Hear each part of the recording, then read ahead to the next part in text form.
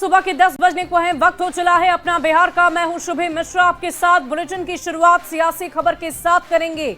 बिहार में महागठबंधन के फेस को लेकर लालू प्रसाद की बेटी और आरजेडी नेता रोहिणी आचार्य ने एक अजीबोगरीब बयान दे दिया है। उन्होंने कहा कि अभी वोटर अधिकार की बात चल रही है, शादी और सुहाग रात की बात नहीं हो रही है।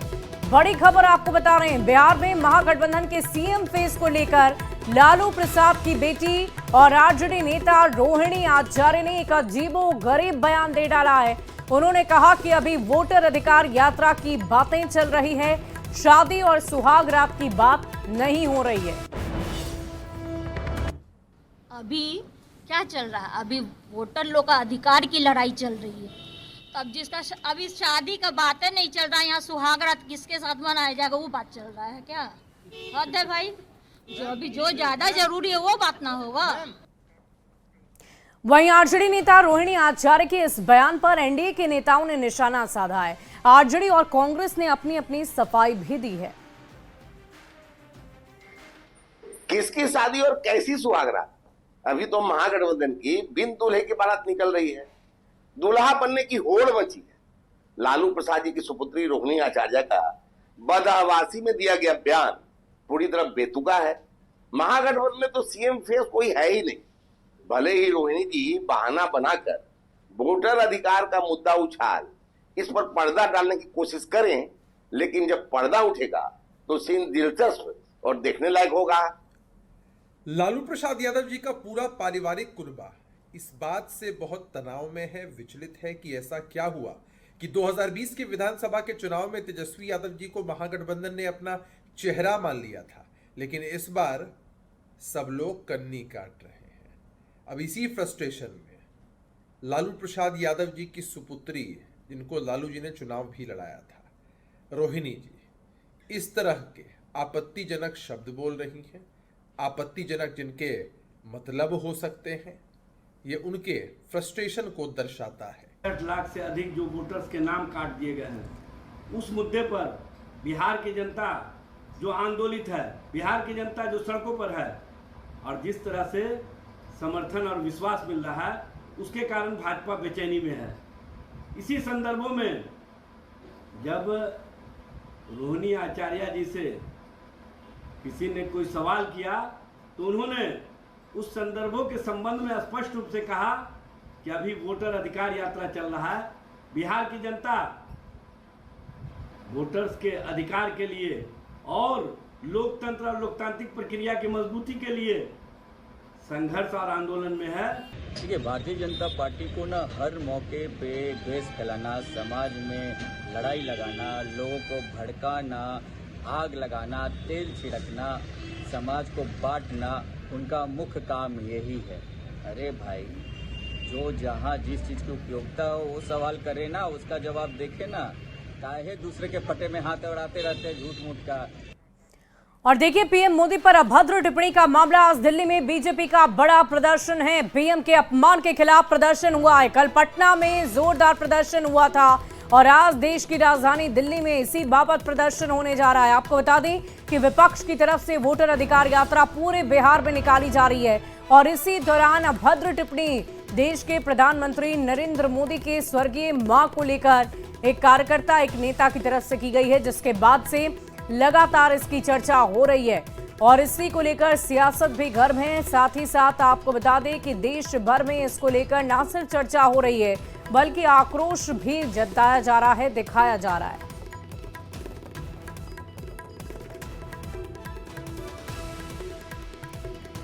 और पीएम मोदी की मां को लेकर कहे गए अपशब्द पर बीजेपी ने मोर्चा खोल दिया है। बीजेपी ने इसके खिलाफ आंदोलन चलाने का निर्णय ले लिया है और इसी की शुरुआत आज से पोस्टर के जरिए कर दी गई है। आज पटना में कई पोस्टर लगाए गए हैं, जिसमें पीएम मोदी की मां के अपमान को लेकर सवाल खड़े किए गए।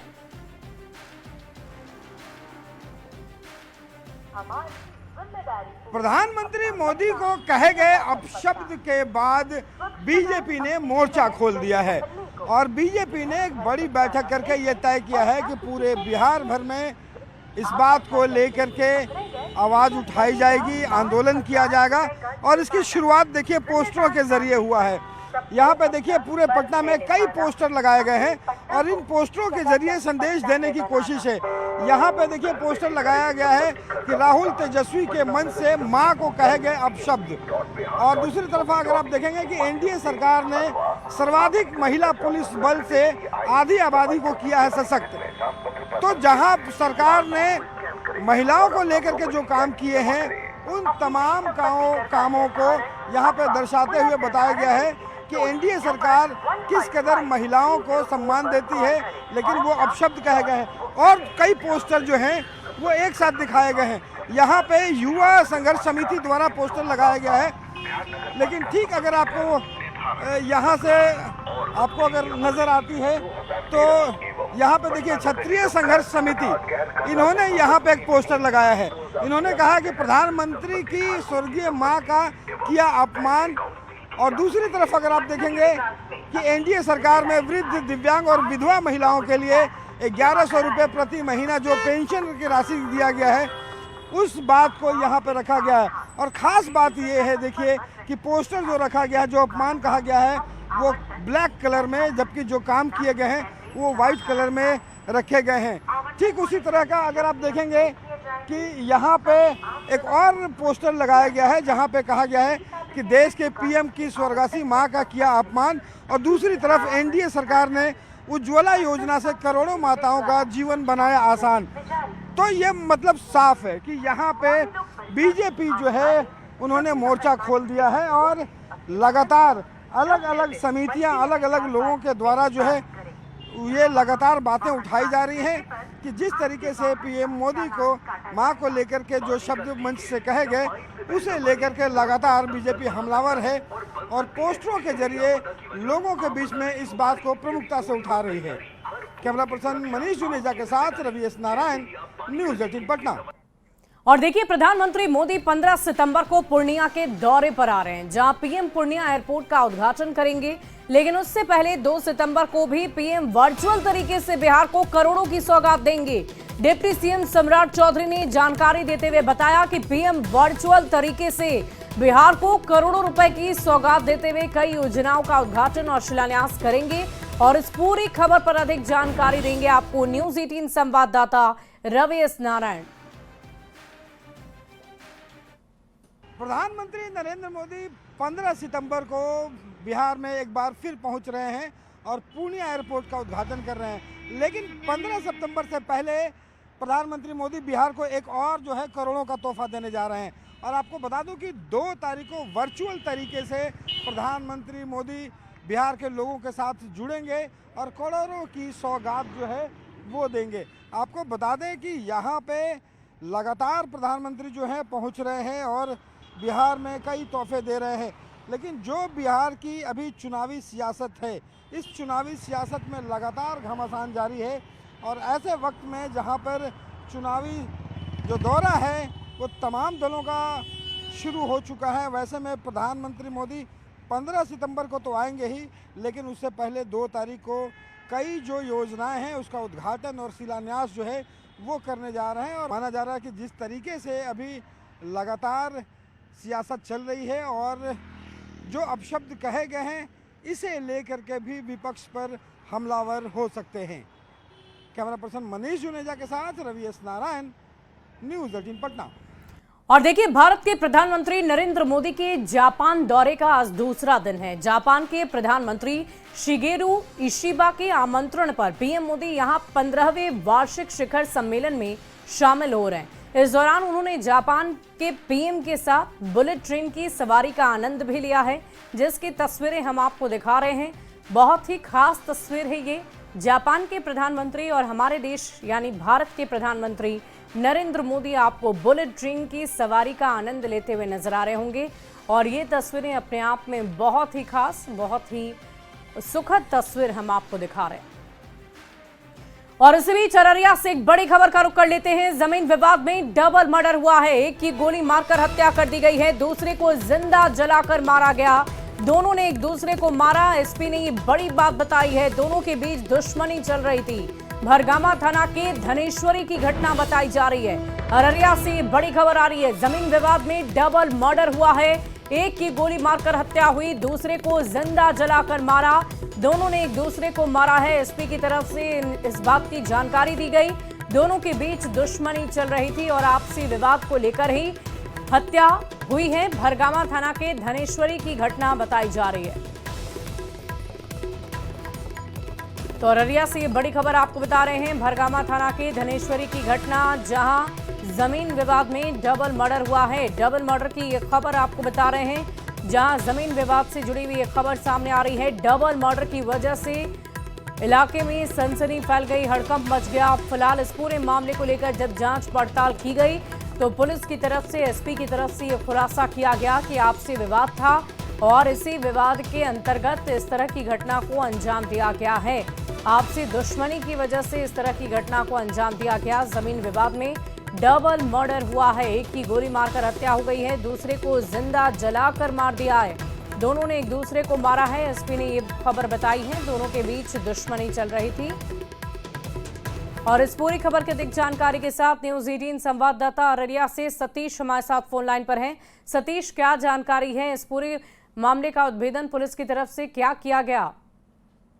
जी, दरअसल देखिए, अगले सुबह जो है आज भरगामा थाना क्षेत्र का यह धनेश्वरी गांव है और यह घटना जो घटी है, अररिया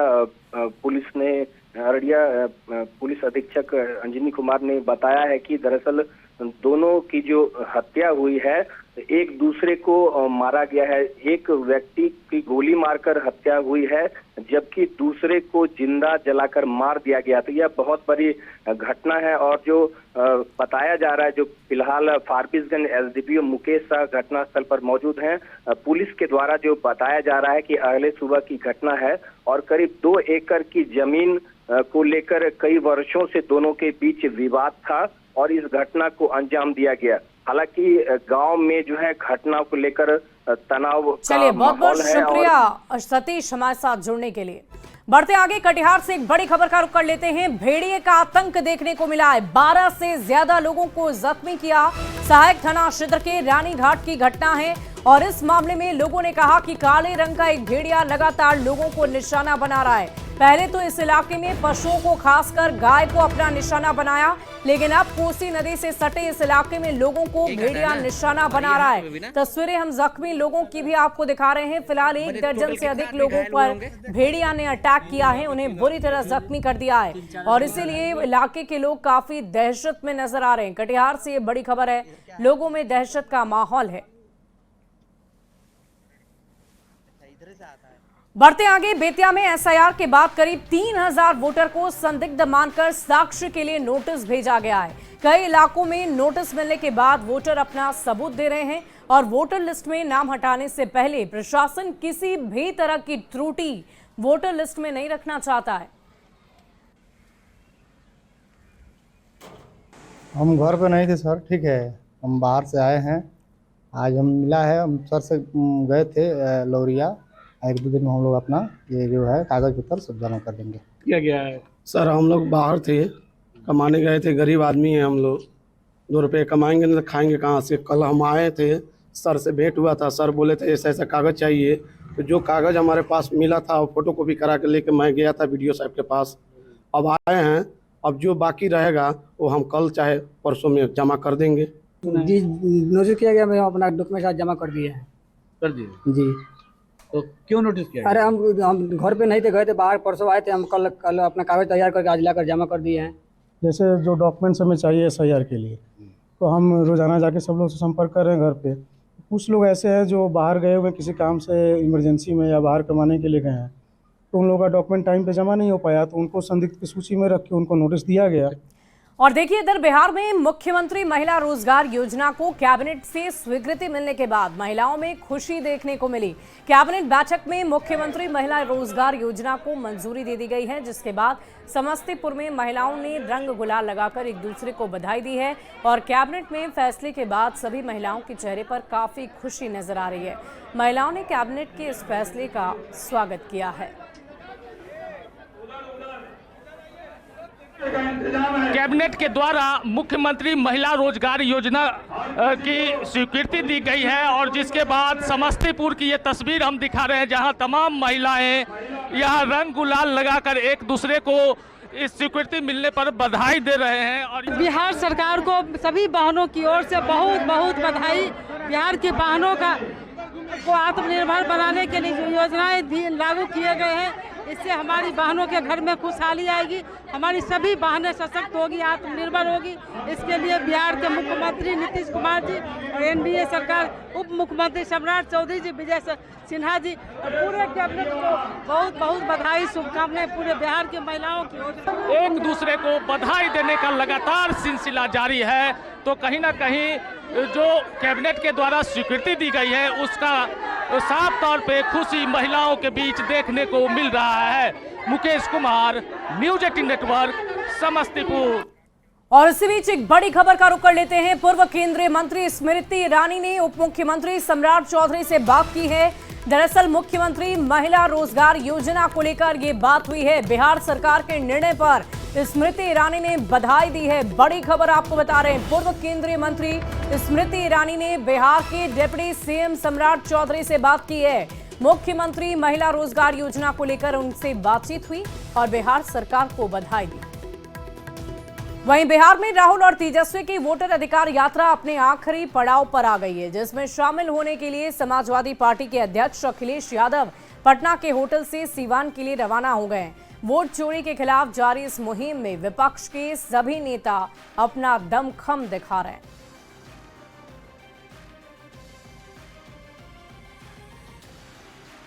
तस्वीरें भी हम आपको दिखा देते हैं। यात्रा में राहुल तेजस्वी तो आपको साथ नजर आ ही रहे होंगे, साथ ही साथ विपक्ष के तमाम दिग्गज नेता भी बिहार उनका आगमन हो रहा है। इससे पहले आपने एमके स्टालिन को देखा था, जिस पर खूब विवाद हुआ, और अभी अखिलेश यादव की तस्वीरें सामने आ रही है। जब वो पटना के होटल से रवाना हो रहे थे, उसकी तस्वीरें हम आपको दिखा रहे हैं। वहीं गोपालगंज में कांग्रेस नेता राहुल गांधी और आरजेडी नेता तेजस्वी यादव की वोटर अधिकार यात्रा को लेकर सियासत काफी गर्म है। इस यात्रा को लेकर बीजेपी और आरजेडी आमने सामने आ गए हैं और बीजेपी ने राहुल गांधी की इस यात्रा पर सवाल खड़े करते हुए एक वीडियो जारी कर दिया है। पार्टी का आरोप है कि यात्रा में भीड़ नहीं जुट रही है और इसी वजह से स्कूली बच्चों को पार्टी का झंडा पकड़ाकर सड़क पर उतार दिया गया। बीजेपी ने राहुल गांधी के संविधान लेकर चलने पर भी कटाक्ष किया है। चंपारण के प्रभारी और पूर्व जिलाध्यक्ष विनोद सिंह ने कहा है कि राहुल गांधी गोपालगंज में संविधान निर्माता बाबा साहेब की प्रतिमा पर माल्यार्पण करना भूल गए, लेकिन चारा घोटाला के मामले में जेल जा चुके आरजेडी सुप्रीमो लालू प्रसाद की माता की प्रतिमा पर श्रद्धांजलि अर्पित करना उन्हें याद रहा।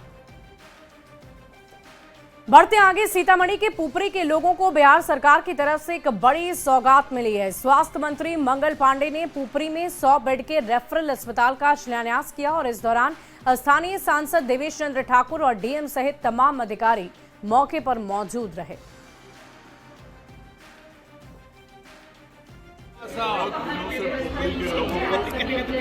इस अनुमंडलीय अस्पताल के निर्माण की उम्मीद थी। माननीय मुख्यमंत्री जी के द्वारा निर्णय लेने के बाद आज पुपरी के इस अनुमंडल अस्पताल 20 करोड़ की अधिक की लागत से बनेगा। आज उसका हमने यहाँ शिलान्यास किया है। और जमुई के सोनो थाना क्षेत्र के लाहा थरवा इलाके से एक वीडियो सोशल मीडिया पर बहुत तेजी से वायरल हो रहा है। वीडियो में 3 युवक एक लग्जरी कार पर बैठकर रील बनाते नजर आए। वायरल वीडियो में युवक भोजपुरी गाने पर फिल्मी अंदाज में हथियारबाजी और स्टाइलिश पोज देते नजर आ रहा है। आपको बता दें कि इस वीडियो में नंदू राज दीवाना नाम से चलाए जा रहे सोशल मीडिया अकाउंट पर इसे अपलोड किया गया है। हथियार के साथ कार के बोनट पर बैठे युवक का वीडियो वायरल होने के बाद पुलिस कार्रवाई में जुटी है। बढ़ते हैं अगली खबर की ओर। अगली खबर आपको भागलपुर से बताएंगे, जहां गंगा का जलस्तर एक बार फिर से बढ़ता हुआ नजर आ रहा है, जिससे निचले इलाकों में रहने वाले लोग एक बार फिर से डरे सहमे हैं। नाथनगर प्रखंड के दिलालपुर सहित कई गांव में बाढ़ का पानी आने की वजह से लोग गांव छोड़कर पलायन करने को विवश हो गए। बाढ़ पीड़ित तिलका मांझी भागलपुर विश्वविद्यालय के रविंद्र भवन में अभी भी अपना डेरा जमाए हुए हैं। गंगा का जलस्तर एक बार फिर से बढ़ने लगा है और लोगों को जो है फिर से बाढ़ का डर सताने लगा है। दिलदारपुर इलाके के लोग जो विस्थापित होकर यहाँ विश्वविद्यालय चिल्हा कोटी पहुँचे हुए थे 1 महीना पहले, वो आज भी यहीं पर हैं। सरकार के द्वारा जो है पहले जो बाढ़ आया था उसमें इन लोगों की खाने की व्यवस्था की गई थी, लाइट की व्यवस्था की गई थी, लेकिन जब बाढ़ कम हुआ तो अब व्यवस्था बंद कर दी गई है। यहाँ पर लोग जो है अभी भी अपने घर नहीं गए हैं और यहीं पर है। पानी का डर हम लोग का है, फिर से बाढ़ हो गया, फिर इतना पानी कहाँ से आ गया हमको इतना समझ में नहीं आता है। कोई देखने आया? कोई नहीं। राहुल गांधी आए थे। राहुल गांधी तो आए, वो अपना काम से आए, रोड पकड़ ले गए, रोड पकड़ ले अपना चले गए। परेशानी है, बहुत परेशानी है सर। हाँ, क्या सब कुछ गरीब परेशानी, खाना पीना रहना सब कुछ। कोई देखने आया आप लोग? कोई नहीं देखने आया है। नेता लोग आए थे पिछले दिन, तो यहाँ कोई तो नहीं आया है। बड़े बड़े नेता आए थे, राहुल गांधी, तेजस्वी यादव, कोई आए देखने? नहीं। तो आप देख सकते हैं कि लोग जो है बाढ़ से परेशान है। वहीं इन लोगों का यह भी आरोप है कि यहाँ जो है तेजस्वी यादव, राहुल गांधी की यात्रा भी हुई थी, लेकिन कोई इनका दर्द पूछने नहीं आए। वहीं सरकार के द्वारा शुरू में जो है 10 दिन खाना और लाइट की व्यवस्था जो होती है और सफाई की व्यवस्था यहाँ पर की गई थी, लेकिन और जो विपक्ष के कोई नेता जो हैं इन लोग को देखने तक कभी नहीं आए। आशीष रंजन, न्यूज़ 18 भागलपुर। और अगली खबर सासाराम अनुमंडल क्षेत्र से आ रही है, जहां भारतमाला सड़क परियोजना को लेकर बड़ा विवाद खड़ा हो गया है। चिनारी थाना क्षेत्र के बरताली गांव में किसानों ने जमीन अधिग्रहण के बावजूद मुआवजा राशि नहीं मिलने पर सड़क निर्माण कार्य रुकवा दिया है। किसानों का कहना है कि जब तक उनकी जमीन की पूरी कीमत नहीं चुकाई जाती तब तक वे अपने खेतों में किसी भी तरह का काम नहीं होने देंगे।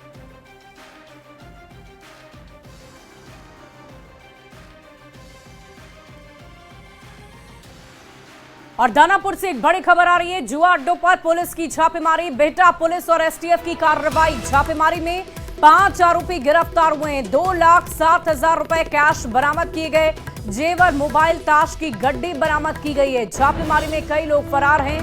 पत्सा गांव में पुलिस ने ये कार्रवाई की है। बड़ी खबर आपको दानापुर से बता रहे हैं, जहां जुआ के अड्डों पर पुलिस ने छापेमारी की। बेहटा पुलिस और एसटीएफ की कार्रवाई। छापेमारी में 5 आरोपी गिरफ्तार हुए हैं। कैश और जेवर, मोबाइल, ताश की गड्डी भी बरामद हुई। और फिलहाल इस बुलेटिन में अभी के लिए बस इतना ही। आगे देखिए जोहार झारखंड।